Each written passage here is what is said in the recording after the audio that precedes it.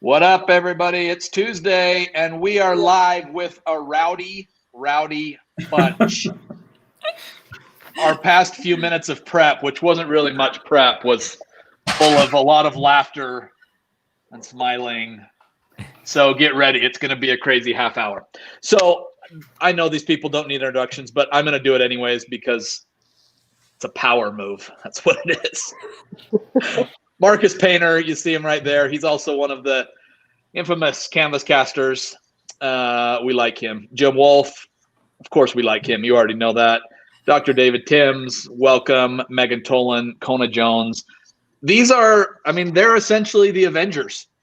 These are the Avengers of Canvas, everybody. Marcus just claimed Captain America. I'm the Flash. Wrong comments. See what I know then. Yeah.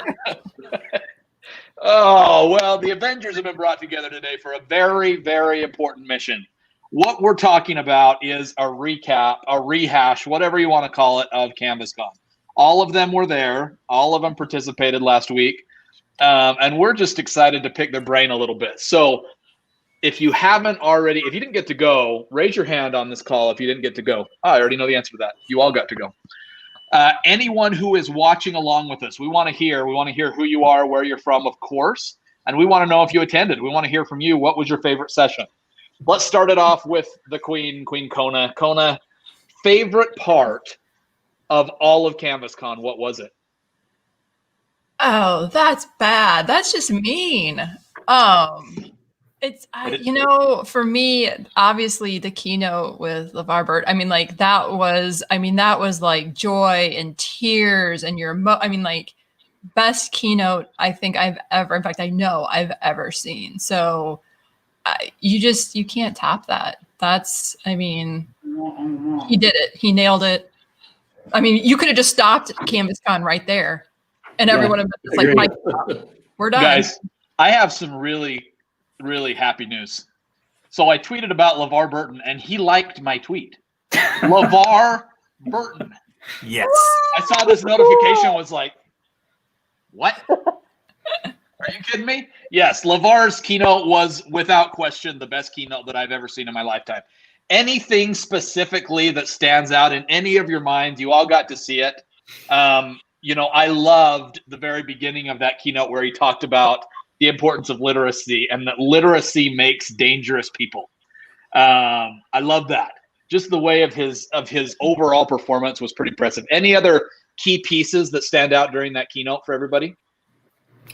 I think just the whole idea, especially with what we've all dealt with over the last few months and remote learning and hybrid and everything, is that everyone has these powerful stories to tell. And having this time and space in which to tell those stories, he just really drove that home. And as a former English teacher, I have to agree with the whole literacy being the foundation that we build all this on was just powerful. Mm-hmm. Yeah. For me, I first of all totally agree. But for me, and I think I even sent out a tweet while I was watching. Educators, what are we trying to do? We're trying to keep our kids engaged in the content. And I've always said that, sometimes teaching is more of a, I don't want to say a performance, but we have to be able to find ways, right, to keep our kids focused in. And to me, I was like, the greatest storytellers are educators. Yeah. And that keynote, I felt like that really embodied that mindset where, we're content experts. We're dealing with the psychology of kids, but I think the greatest educators are the ones that can find ways. And in his case, it was storytelling, but it was finding ways to keep kids focused in. And I'm a grown man sitting there at the keynote going, I was hooked from Jump Street, and he had me wrapped up in the story for the entire keynote. And that, we've all been to conferences and heard keynotes before. That was pretty powerful for me. I'll second that. Sorry, Kona. Oh, no, my only thought, because I agree with Marcus, was just that Like I'm a fast tweeter and I'm always into tweeting. And there got to a point in his session where I was like, I had to stop because I was just like Marcus said, I was so like, I don't even care about that, like tweeting. I just have to like hear him. I have to be in this moment with him right now. And like, and for me, that rarely happens. And so extremely powerful. Sorry, Megan, go ahead. No, you're good. I told my students, you need to go back and watch this keynote. I made them all register, and it was like, you need to go watch that shit, and encouraged it. And then I was like, in my brain, I had my one computer over here. I was going to work, listen to LeVar, get things going. I didn't work at all. Just like you said, like I took one selfie because it's a keynote, then take a selfie, and then I was like, hooked. And I didn't touch my work the whole time. And that's why I told her, I was like, the best keynote, you need to go watch it. So if you haven't watched it yet, do yourself a favor. Wait till we're done talking and then go watch it. So I rewatched you can leave us, I guess, and go watch it. I don't know. I rewatched it, and then I'm going straight over to you. I rewatched it just the other day, and I'm going to show you my notebook. Not that you can read the words on here, but I rewatched, and just the first 3.5 minutes, I had over a page of notes from this guy. I mean, let me read you some of the stuff that's there. I believe that literacy is the birthright of every single one of us, no exceptions. It's difficult, if not impossible, to reach one's full potential without being able to read in at least one language. Turn children who can read into readers for life. Definition of literacy must continue to evolve. Literacy is not only defined by fluency in reading and writing, but it also implies a fluency in critical thinking. To be able to communicate complex ideas in a simple form. I was just like the whole time. Jim, drop some knowledge on us. I think my favorite part was when he talked about his mom and the impact she had on him. And I think a big reason for that is, as parents, I mean, if we are parents, we have the ability to have such an impact on our children by starting them off, but by reading to them every single day, explaining to them the importance of education, the importance of being present when they're at school. I mean, just little things like that. And then, like, I think about my own daughter who, both my wife and I are educators. So in certain ways, I feel sorry for her because she's got it coming and going from both ends because, we're always, do you have your homework done? What are you working on? Do you need help with this? And I think sometimes she's just like, okay, enough. But for the most part, we have that ability as parents, not even as educators, but as parents, we have that, we're that starting point, where what we give our children when they're little is going to really help them grow with literacy, even math, grow with numeracy. I mean, just, we have that impact as parents to be educators for our kids. And that just, I tweeted out, it made me miss my mom. I mean, it was incredible what he was talking about because, and I think moms more so than dads even are such a great, they're such great educators for us. The 90% of what I learned as a kid was from my mom. 10% I learned from my dad was the consequences of not listening to what my mom said. We're just glad that got driven into your head somehow, Jim, after all those years. So I do want to talk with all of you. He talked about, and we got a comment in here, Christy from Hawaii, my friend, how are you? Welcome. She talked about stream. We've talked about STEM before, then the idea of bringing arts in as well for STEAM. And then bringing what I think is just a critical piece with that reading part into it. What were your thoughts when you heard that addition to STEM? We've done that in our district for a while now with the art piece, but bringing the R in, I mean, it does make sense to, and again, in this age that we're in of trying to draw everything in together. And it really made, for him to be speaking at the type conference that we had, it just was affirming and validating of everything all coming together. Love it. Okay, we're getting some good comments here from our friends. Lorraine, couldn't agree more. Every teacher is telling stories no matter what they teach. LeVar is definitely one of the heroes. Sherry totally agrees with us. LeVar Burton was awesome. Stephanie here. LeVar had some inspirational moments. Loved the opportunity to meet many different people in the different rooms. Good presentations as well. Evangelina, same as Jim here. Really loved how we talked about his mom. Upbringing, integration of the Roots clip was especially moving. Totally agree. Okay, we could talk about that forever. So let's move on past LeVar. Sorry. Everyone, if you haven't watched it, do yourself a favor. Go to the website right now and watch it. You will not be disappointed. Next up, Marcus. Aside from LeVar, favorite part of CanvasCon?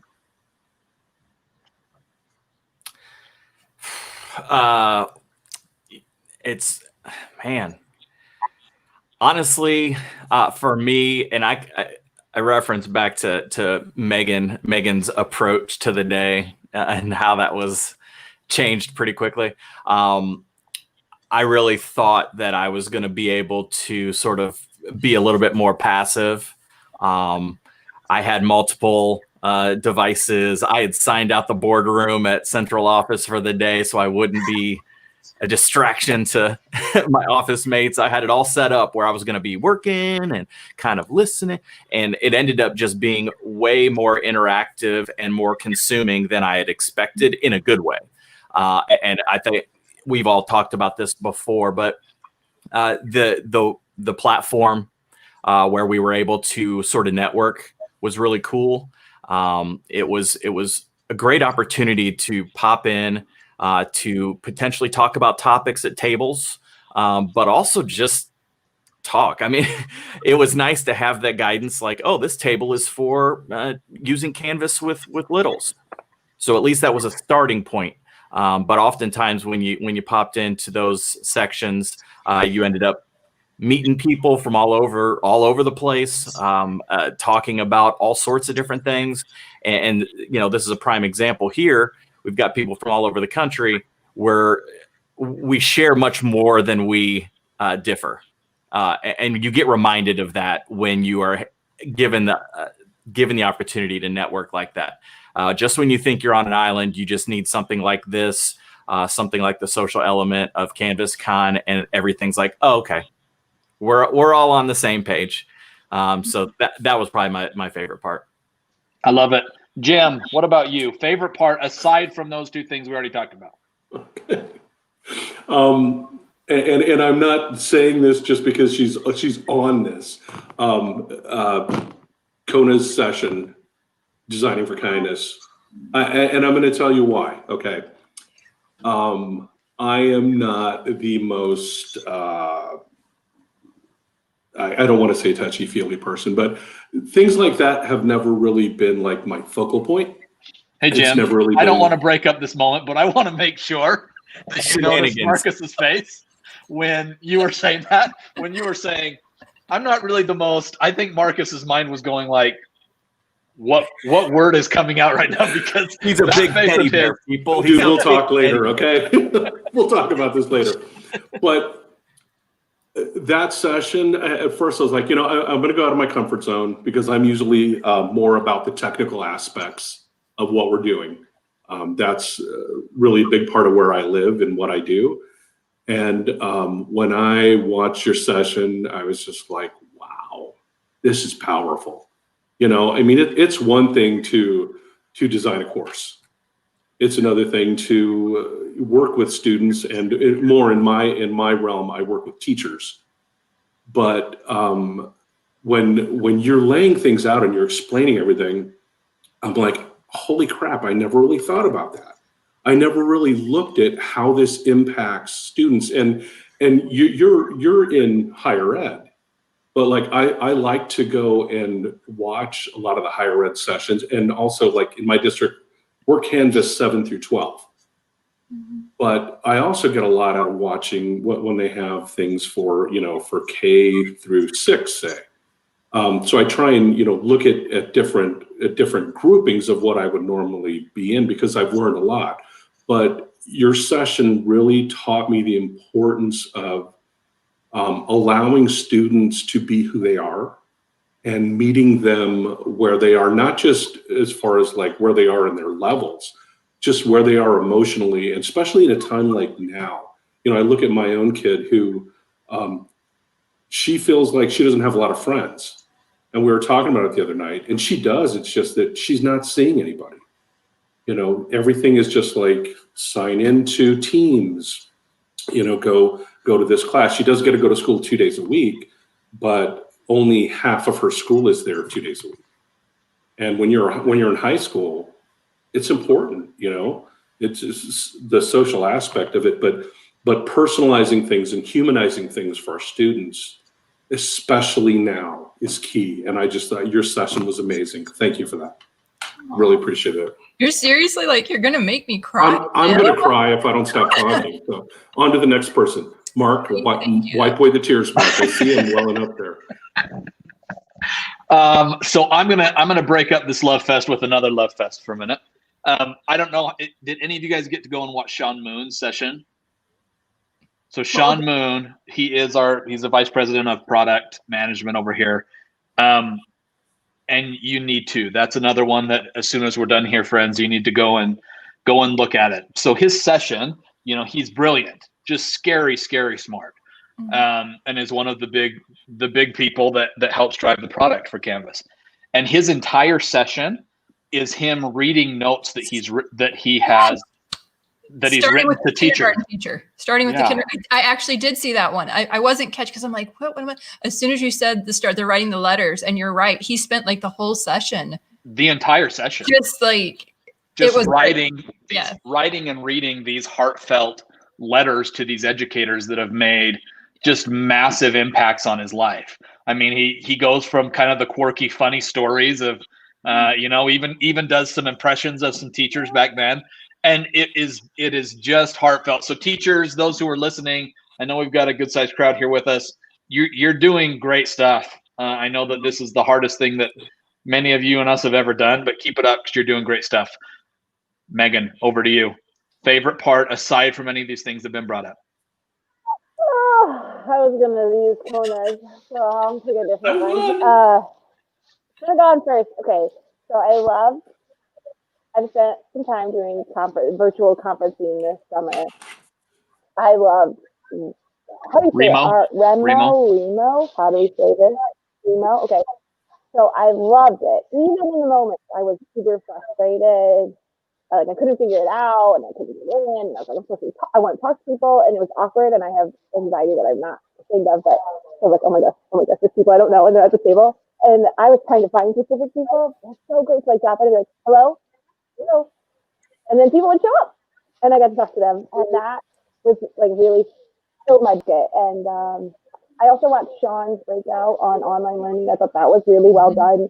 And I've had self-promotion. My session, I've had some of the best feedback, and never in my life, is all the sessions I've presented, have I had so many people email me and like ask for more or ask questions or just say thank you.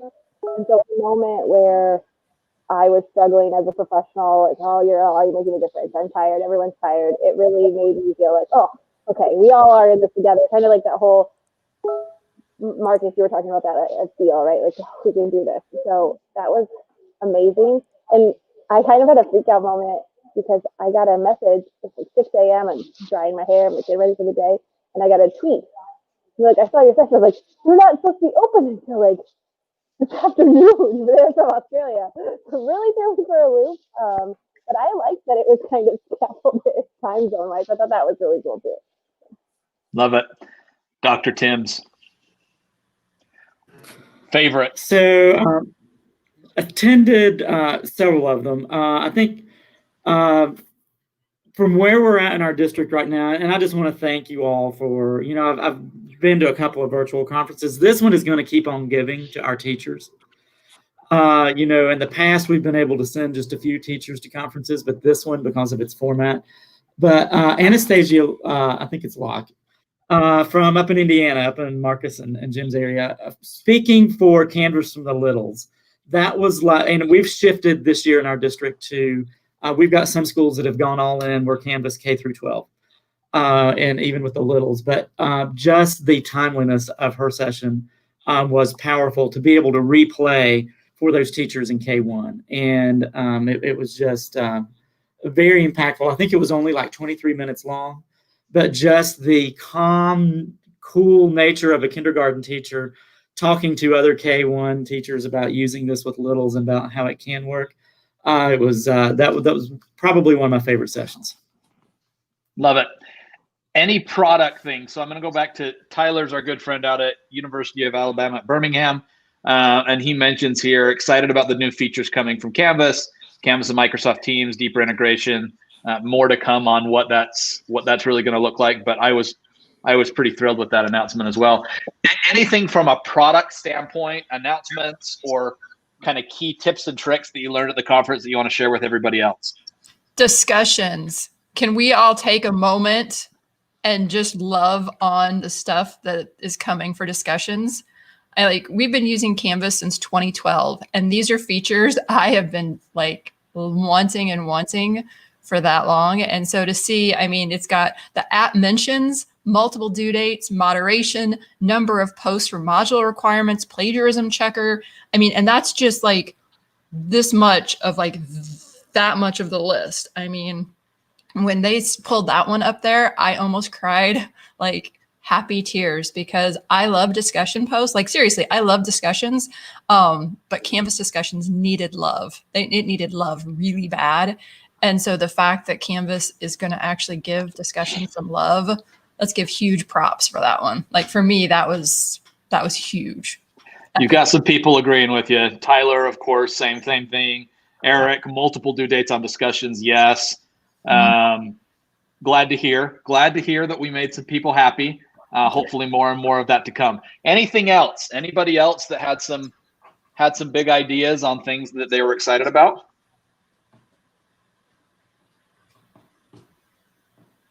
Are any of you Microsoft shops? I know some of you are Google shops. Microsoft. The Microsoft thing is going to be a big deal. But still, the Teams was huge for us. Yeah. Because we run both. But Teams is going to be, that's a game changer. Yep. Okay. Last question for every single one of you. Don't think you're getting off here in 2 minutes. Don't worry. Last question. What do you do now? We're going to start with Jim. Jim, you talk to a lot of people. You listen to a lot of things. What's your next step? What's the one thing that you learned that you think you're going to take and teach to your district and educators and everybody else? I going to go back to what Kona delivered for us. I mean, I want my 7th through 12th grade teachers to humanize their courses for their students and to build them. We talk about social emotional well-being. Let's put our money where our mouth is and actually build that into our courses. Let's start there and let them know that they're more important than the content that we're giving them. So that would love it. Love it. Marcus, on to you. I think honestly, I'm always, all nerds are not created equally, right? So we're a particular group of nerds. I think we can safely say that. I love having the access to all of this helpful content, whether it's in the community, whether it's live streams, whether it's Twitter, Facebook, all the things. That fuels creativity. It lets me hear voices of smart people around me, that kind of stuff. I think CanvasCon for me is just another example of how I probably can do a better job of helping my teachers get into that, networking. We all talk about PLN and this and that, but I mean, I have tons of teachers who are not using Twitter, who don't know about these great resources that are available. And some folks go and seek that out. But there are definitely probably a larger group of folks that need to be, oh my gosh. It wasn't me. Somebody, Kona, get that dog Controlled, please. But a lot of our teachers just need to be given, like, here's where you need to go. And I think things like community, like being aware of, you know, the Canvas YouTube channel, things like that, these streams where it's like, they just don't know. And you guys know, I spend my lunch here. I listen and watch these during my lunch break. It works out for me. You know, I'm sure that there are folks that would do that too. I need to do a better job of facilitating getting that information out to teachers. Love it. Megan Tolan, you're up. Just little things, right? What are the little, like, I have little things from Sean's presentation on online learning, and being purposeful with how I share little nuggets is my goal. I mean, everyone keeps talking about, oh, it's like this video repository, but we all know that just because we build it and just because we have it doesn't mean they'll come. So I want to be able to say very specifically, once I get through all of the breakouts, you're struggling with this, here's this video, or like this one presentation I think will help you, as opposed to just pushing out. Kind of everyone's talking about the sharing resources, having that archive is so awesome. And so how can we take that and apply it to all areas? Love it. Because some of the sessions, like if people are watching this and they're not on Canvas, I'm sorry. And you can use the content in other places too. So. And it's free. If you haven't gone to the site, go there right now, register, watch it. I would start with Megan and Kona's presentations. Those would be the top two. After that, I would move on to maybe our distance learning session, Marcus and Jim, because that one was just stellar. Dr. Timms, bring us something good. This may be a little unique in how I think we're going to use it in our district. But a lot of the sessions I feel I'm going to use in sessions with especially our fully remote teachers. We're a little different in our district in that we have our in-person and then our fully remote teachers. They don't really do double duty. But to use the sessions to reinforce and to validate the work that they've already been doing, because those sessions could have been presented by some of our teachers. And I think it's important that we hit the pause button and let them see a session of the caliber that we had at CanvasCon. That will validate them and reinforce the work that they're already doing, which will spur them on to even greater heights. So that's one of the ways I think we're going to use it in our district. Love it. Queen Kona. All right, sorry. UPS truck's gone. Dogs, calm down. He's a big dog. Yeah. So for me, strangely enough, we actually are having a faculty kind of debrief session on CanvasCon this afternoon. So my faculty, we were just having an open Zoom session, kind of like this, but all of my faculty are, who went to CanvasCon. I'm like, let's come and let's just kind of have a brain dump of what was your favorite part. What did you learn? What were your takeaways? And one of the things that I'm going to personally bring forward, and I have to quote my notes here. I really absolutely loved Megan's session.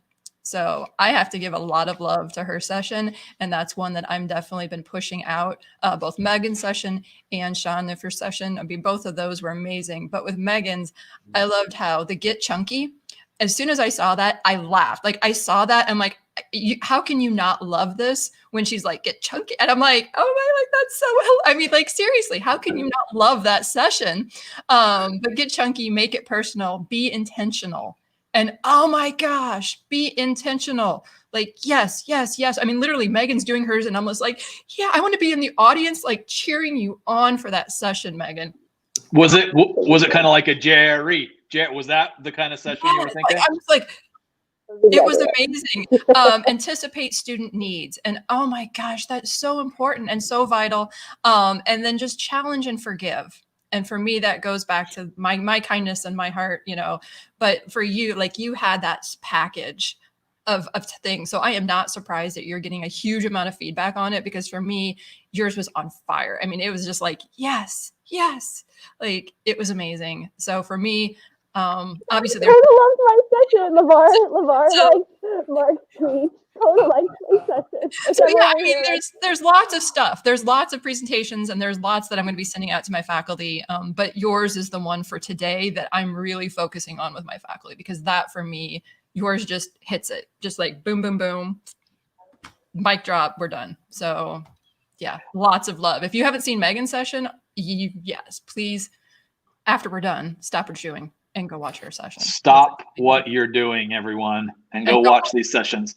I think one of the other things that was picked up pretty good, Megan, keep me honest, in Megan's session was the whole idea of video conferencing. And if you don't like it, I think the comment that was made was, get over it. Is true or false? Laying down the gauntlet. My slide, it says, no one likes to record themselves, get over it. That's what, I mean, our kids need it. Our kids need to feel love. They need to see people. They need to feel connected. Andrew Cam, it looks like you didn't have quite as good of an experience. I am so sorry about that because we absolutely loved it. If you have any specific feedback, feel free to send it to me, Mark, mark.booth, BOOTHE at instructure.com, and I would love to hear it. You could guarantee that these fine individuals, go follow them on Twitter. They will be sharing key nuggets over the next little bit as they rewatch and share and talk to other educators. And that's the beauty of it. I mean, we don't get that in a normal CanvasCon. We don't get that in normal person face-to-face conferences. You can go back and see all of this content at any time. So hopefully we're back together next year and this pandemic has passed. But no matter what, we're excited that we're here with you. Andrew, again, that's Mark, mark.booth, BOOTHE at instructure.com. You guys can all email me at any point. The good, the bad, the ugly, I want to hear it. Just beware that if you send me an email, you'll probably end up on this show. Just kidding. Everybody, pleasure to see you. So thankful we could all see you at CanvasCon. Go watch those sessions. Start with Megan's and Kona's, and then we're even going to say start with Megan and Kona's before LeVar's. After Megan and Kona, go to LeVar, and then we'll kind of just move down from there. Megan, Kona, LeVar. Everybody, have a great day. Thanks for joining us. We love. It was supposed to be Kona, Megan. Is that what you're saying, Megan? Kona, Megan, LeVar. Everybody, go do it. We love you. We love the community. Talk to you soon. See you guys. See ya.